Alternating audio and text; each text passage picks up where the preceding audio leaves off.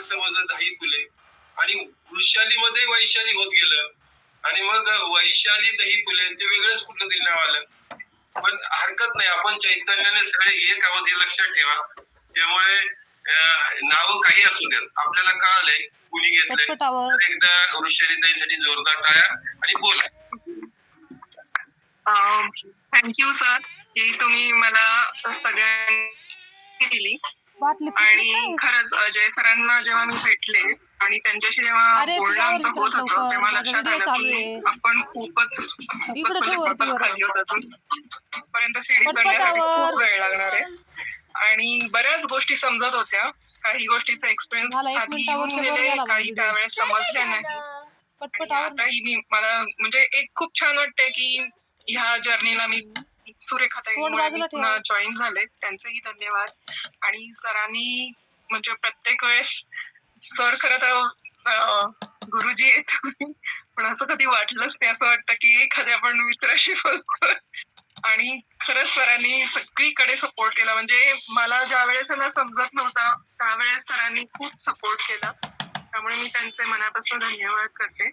आणि या कार्यक्रम म्हणजे करताना मला खूप आनंद पण झाला आणि सरांनी जे ध्यान घेतलं तर मला थकवा सगळ्या तिकडे निघून गेला. मी काल रात्री 1:30 वाजेपर्यंत काम करत होते पण मला थकल्यासारखं जराही वाटलं नाही. त्यामुळे खरंच मी सगळ्यांना म्हणेन की ब्रह्मविद्येकडे तुम्ही खरंच पूर्णपणे अभ्यास करा. फक्त अभ्यासच नाही, त्याची साधना जे सांगतायत ते सर करा रे बाबांनो करा. आणि खरंच आहे जो एक्सपिरियन्स जो घेतो त्यालाच ती गोष्ट समजते की हे किती महत्वाचं आहे. कारण का नॉलेज नुसतं मिळवणं आणि तो अनुभव घेणं या दोन्हीमध्ये खूप फरक असतो.